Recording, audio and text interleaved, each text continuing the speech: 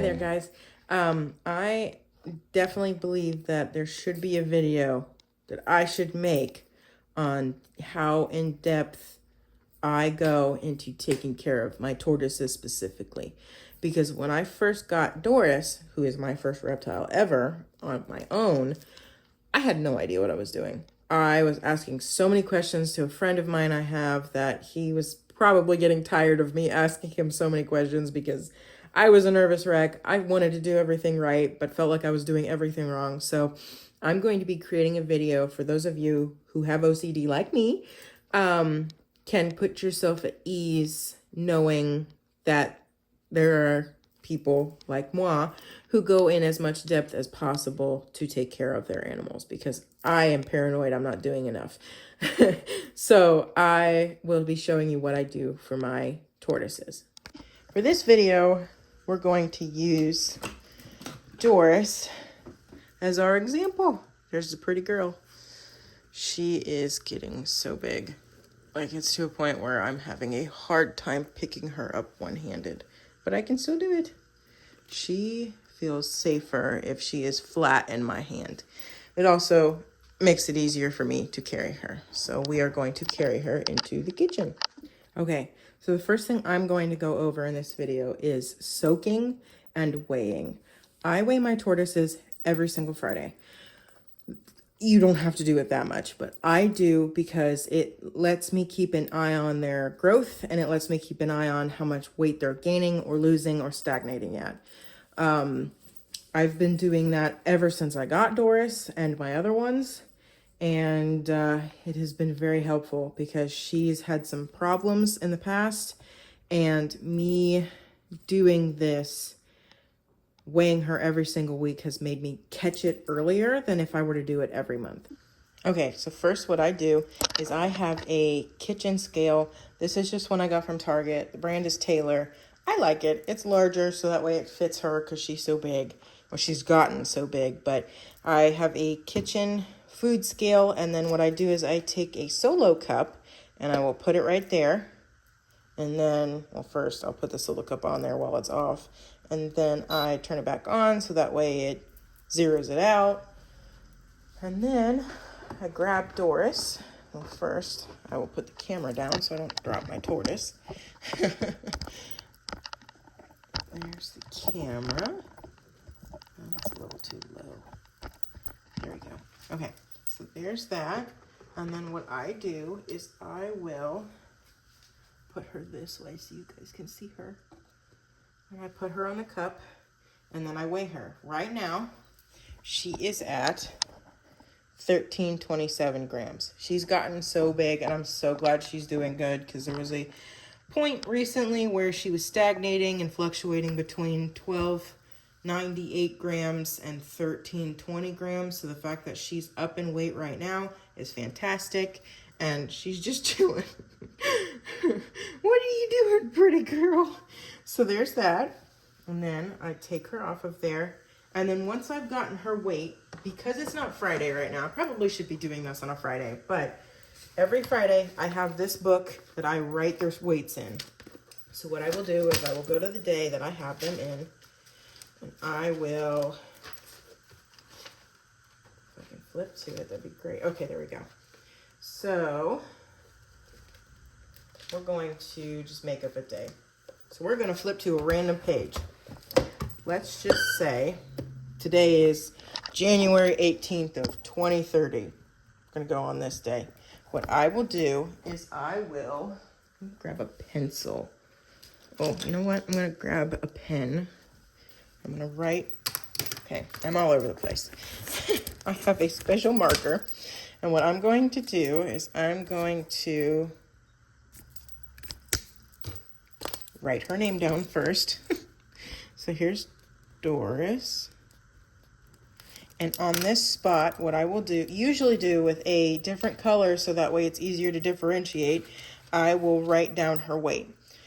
However, it is not January 18th of 2030, so I will not be writing down that weight. But if it was January 18th of 2030, which is a Friday, I would write down 1327. It is not, so I'm not going to be writing that, but her name is fine there because I have it on every other thing. So there's that. And then I have my book. Here's my journal. I keep everything in here every Friday, every weight for the next, I'll be writing it until 2053, hopefully, because I have, where am I stopped at? 20, yes, I stopped at 2033.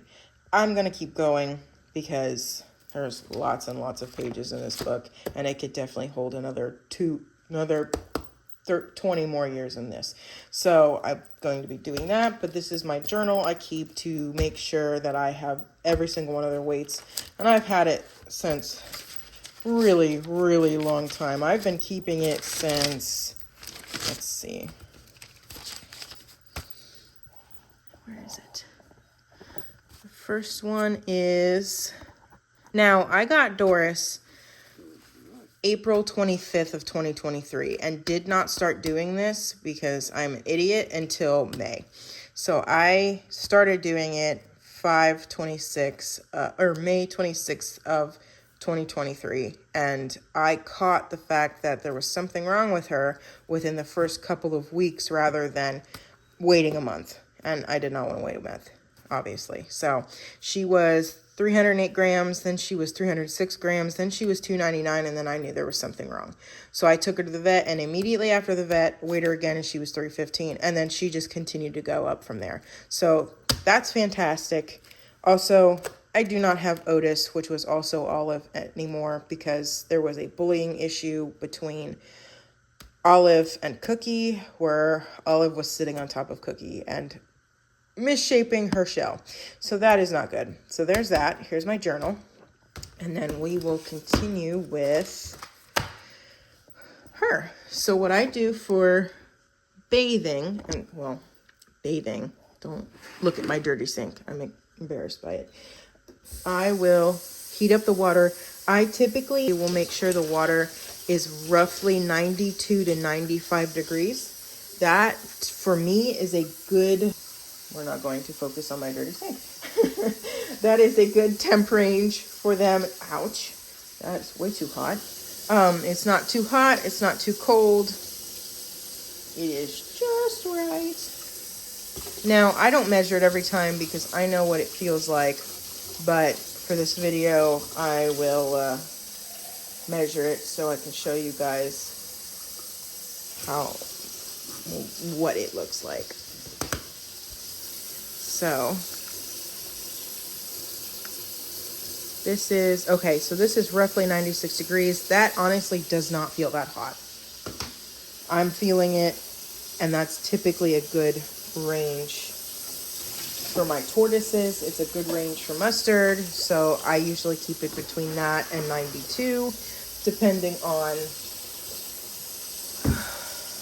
how hot it is, I guess. And then I will, while they're soaking, add Reptile electrolyte soak. For her, I add a lot more than what I do for mustard. So let me put the camera down so I can show you. And then I will, for her, I do about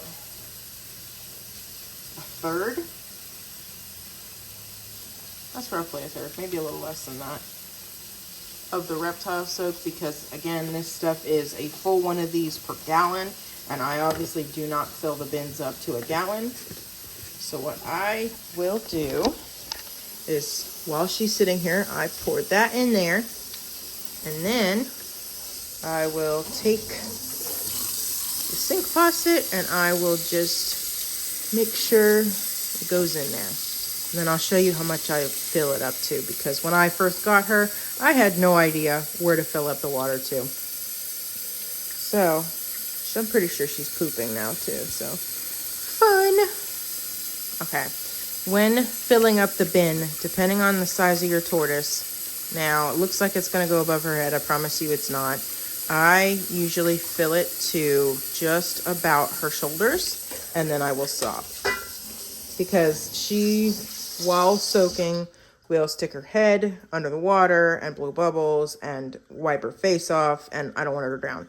So that is a good depth for her. If I had to guess, if I stuck my finger in here, it's about where my thumb is. That's how deep the water is, from the tip of this finger to where my thumb starts, right here with the nail. Let's just say to this second crease of my finger, that's how deep the water is. It's not super deep, and she enjoys it too. So there's that, and we will let her soak. While she's soaking, I will explain how I feed them. I'm not going to feed them right now because I already fed them, so I don't want to feed them too much. So I will explain the process of what I usually do when I'm feeding them or making their food. So the first one I'll start with is their salad. So in order to ensure I'm not wasting anything, I'm not going to be actually making the salad, but I'm going to go step by step through the process of what I usually do to make their salad. So for their salad, I have dandelion greens, kale, romaine lettuce, and southern greens. I got this bag from Sprouts. It is a blend of collard greens, mustard greens, and turnips. So whatever I don't have here is in this, which is great. So what I will do is I will do a handful of this, a generous handful of this, a generous handful of that, a generous handful of that. And then what I will do is I will take a couple leaves from the romaine. This is kind of nasty looking romaine, so I apologize. Actually, it doesn't look too bad on camera. It looks way worse in person. So I have to get some more romaine. This romaine, I will take a couple pieces from the head of the lettuce, and I will cut those up. And then with the handfuls of each, I'll put in here, mix it up, take some scissors, cut it up some more just to ensure that there's more little pieces rather than giant, great big pieces. And then what I do is I will soak, this is a full cup of the Missouri Tortoise diet, and this is about a fourth a cup of the Missouri Tortoise diet. And I will soak both of these until they are mushy and moist. And then what I will do is once the salad's in here, I will pour both soaked cups of the Missouri Tortoise diet. You want to make sure all the water is out because you don't want it to be too wet. But once these are properly soaked and all the water is drained from them, I will pour both cups of the Missouri Tortoise diet in with the lettuce, mix it up. Then I will put in some repticalcium. This is Fluker's. I like Fluker's because it has the D3. There's that. And then once that's all mixed up, I will go serve it to all three of the enclosures I have with my tortoises, and that's their food. Okay, so my phone died halfway through making that video. But anyway, as I was saying, once I have finished all that, that's how I make the salads. So I will now show you what I do for fruits. I actually don't have any bananas right now, but I will cut up some bananas and distribute at least 3 bananas between the 3 enclosures. And then I will, for the Missouri Tortoise diet, I will soak about, I have 3 individual cups for all 3 actually 4. This one is for Doris and Geode. I have another one for Doris and Geode so I can separate their food. Well, it doesn't really matter because they end up eating both their foods anyway, but I separate it just to portion it out properly. And then I have a cup for, this was Aussie, Marble is Cookie, and Chunk is Molasses. So those are my 3 babies. I have, that's their cup. I will portion it out. That's usually about how much I give them. This is maybe, like if I had to guess, on the solo cup, it goes to this first line. And then I give them that much because it fills up with water really fast and they soak up a lot of water, so they get huge. I normally don't give them that much. This is like a full cup. This is like, if I had to guess, this is to the second line from the top full. I don't usually give them that much. Well, maybe I do actually, because I've been doing it differently now. Yes, I do. So I give Doris and Geode a full cup just like that. I give those 3 babies, because they're still babies, that much. And then I give about the same for Pebble. Actually, no, I do way less for Pebble. But that's that. And then for chicken, what I will do is I will do this, and then I will top it with a chicken dog food that I have that is the Caesar topper diet. I'll show you in a second. Okay, so for the chicken topper, I use both of these depending on how I'm feeling and how I am like gauging how hungry they are. If they're hungrier, I'll add it with the carrots, the potatoes, and the peas. If not, I will just use the regular chicken. It is literally just chicken. That is the only ingredient in this. Same with these. The only ingredients in this is chicken, carrots, potatoes, and peas. That is the only ingredients. That's why I like these two. Then I don't have to actually get a rotisserie chicken and prep that for that. I just have these two portioned out. For Doris and Geode, for as much food as I give them about 2 of each when I'm feeding them. So I'll do like 2 of these or 2 of these as a topper. And then for each enclosure with the babies, I do 1 of each. So I'll do 1 of these or 1 of these. Another thing I will give my tortoises is this stuff. These are cuttlefish bone. These ones specifically are flavored. So these orange ones are mango and the yellow ones are banana. My tortoises devour these. They love these. I guess they taste really good, but it is another source of calcium that they are getting if they're not getting it in their food. So like, let's just say I don't put calcium in their food. They're still getting it from the cuttlefish bone. So I love these. I give them these. I give Doris and Geode a full one, once a month. And then I will give the babies in each enclosure half of one. So I'll break one in half and give one to one enclosure and the other to the other. But there's that. There's those. Okay, so fruits. I give them strawberries, bananas, blueberries because she likes them, watermelon. I know some people are iffy with giving their tortoises melon. I don't give it to them all the time, but I love giving them watermelon because Doris absolutely loves it. And it's a good source of hydration for them. So if you give them watermelon, it's great. I will give them mango sometimes. Depends on how they're feeling. They don't typically like mango, but I'll feed them mango. I feed them pumpkin. They love pumpkin. It is a natural diuretic along with papaya. Makes them go. So if you suspect that your tortoise may have parasites or has some sort of impaction, a natural way to do it is pumpkins or squash or papaya. Specifically with squash, you want to do butternut squash. So there's that. But yeah, that's pretty much all I feed them. I feed them a bunch of greens all the time because they love their greens. Doris is kind of picky, but she'll still eat them. I feed them Missouri tortoise diet all the time. It's good for them. They love Missouri tortoise diet. I'm happy they love Missouri tortoise diet because then they actually eat. And then those fruits that I just talked about. But yeah, they love it. Okay, so now that Doris is properly soaked, I soak her for a minimum of 30 minutes. I put her in at 7:16 and it is now 7:46. So she is soaked for at least 30 minutes. She's got that proper hydration. She is definitely walked in her food. So what you see here is all food and then probably partial mix of poop and her urates. So that's good. But yes, she soaks. She gets all the gunk off that she's walked through. She passes, I don't know what the heck she's doing. She passes her feces. She has good bowel movements. And yeah, she gets proper hydration. She did not have a bowel movement this time, so not that I see. It's pretty dark, but she definitely did pee though, so that's good. But yeah, she is soaked properly, and now it's time to get her out. Okay, so now I will be taking her back to her enclosure. And then the last thing I'll talk about is, why can't I talk? How I set up their enclosures.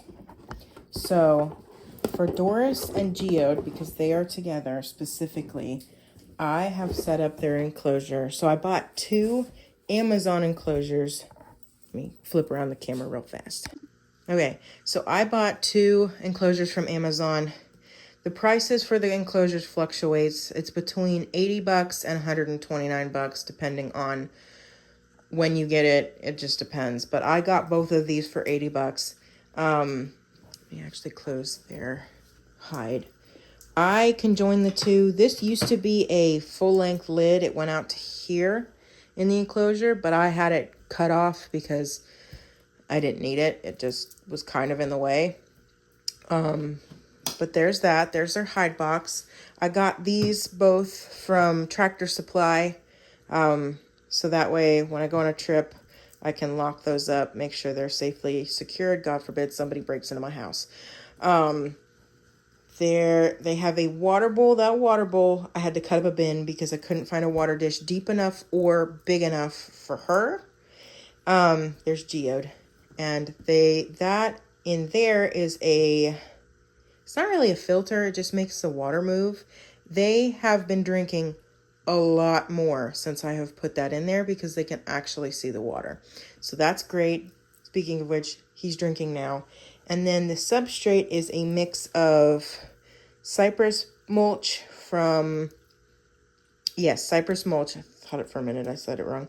Cypress mulch from Home Depot, Repta bark, orchid bark, which is the bigger chunks, which is exactly the same thing as Repta bark. It's just much larger chunks. And then the Repta bark is much smaller chunks. So I don't know how well you can see that, but there's the Repta bark. There's the orchid bark. The exact same thing, just different textures and different sizes. I also have sterilized oak leaves, Repta soil, a fake plant. So this, if I had to guess, I can show it to you right here.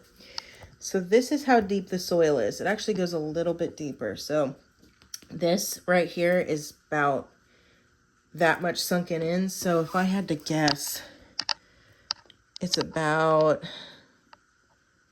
4 inches, 5 inches.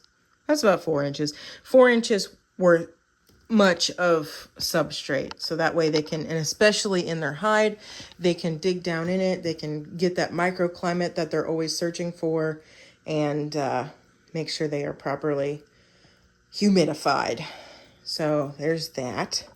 Those are 2 fake plants. It looks like one, but this front one is a single plant, and then that one's just like a vine-looking plant. I got this for them. They don't really care about it. I'm hoping they do at some point. They both hide in that one. But I got this one because I was noticing some sort of fighting. It wasn't really fighting, but it looked like fighting because they were just... Specifically him. He likes to sit on top of her or smush his way as much as possible in between her, Doris, and the side of the hide. So I got another hide. Hopefully they realize that this hide is here and then they could use it as well. But there's that. So this is that. This is the cuttlefish bone that I have for them. I split it in half. Makes it easier for them to get their first bites on it. As you can see, they bite chunks out of it. They eat it as slow as they want, as much as they want.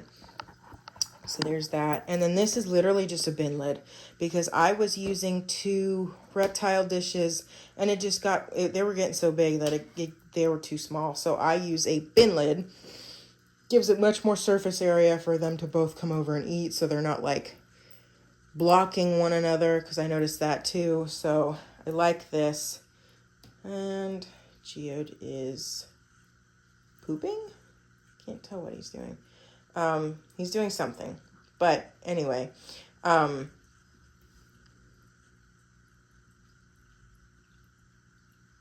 watching because I'm not sure what he's doing. It almost looks like he's laying eggs. But I think he's definitely pooping.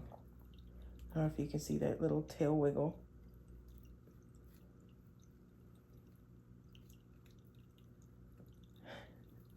Anyway, off topic. But yes, I have a bin lid that I feed them on top of. I literally just spread the food out on top of that, and they can pick which side they want to eat off of. There's the bin, there's the fake plant, there's the hide. I That's Gorilla Tape. That's Gorilla Glue sealing tape. Not sealing tape, but like sealant tape. It's used for like roofing and stuff.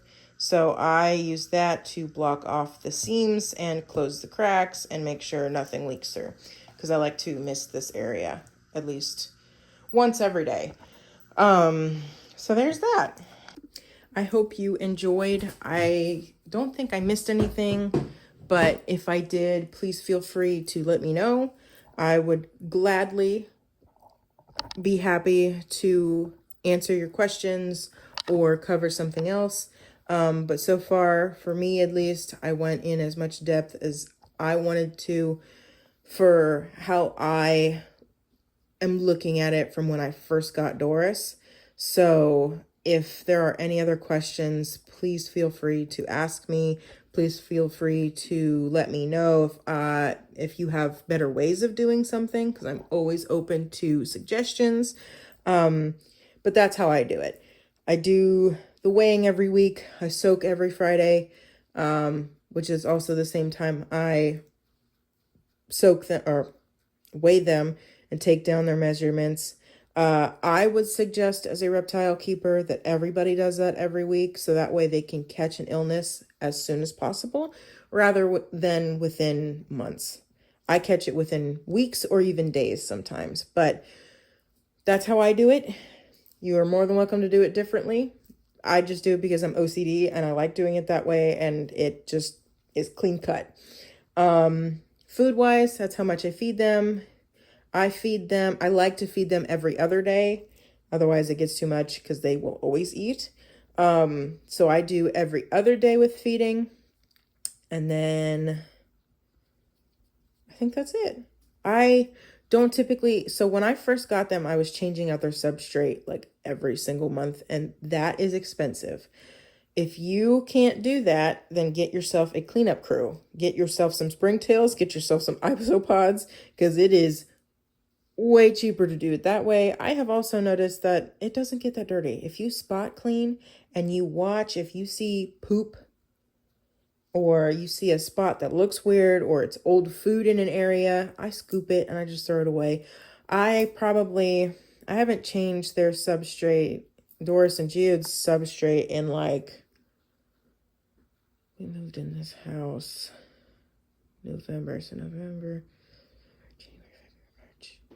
It's April now. So I haven't changed it in like 5 months. Seems to be fine. I noticed springtails here and there, but those are good. Those are beneficial. I like those in there. Don't notice anything else. I did have a problem in the very beginning where I had a sugar ant problem. Now, I had a sugar ant problem. The video cut off for some reason. In the beginning, I had a really bad sugar ant problem. It got to a point where they had created a nest underneath the food dish, and I didn't know about it till like 2 weeks later. And I was noticing Doris was going to her food bowl and trying to eat, but she was like disrupted for some reason. And I'm like, what's wrong? Because I know you're hungry and you're not eating. So I went over to the food and I was noticing little sugar ants. And then I lifted the plate and there was a huge nest underneath the plate and I lost my mind. So that's that. However, I did change that substrate out about a month after we had moved in. So it's been changed out 4 months ago, 3-4 months ago-ish. But still, it's perfectly fine. So again, please let me know if you have any questions. Please let me know if you have any better ways on doing anything, because I'm always open to suggestions. I hope that my information was very helpful, and I hope you enjoyed. Thank you so much.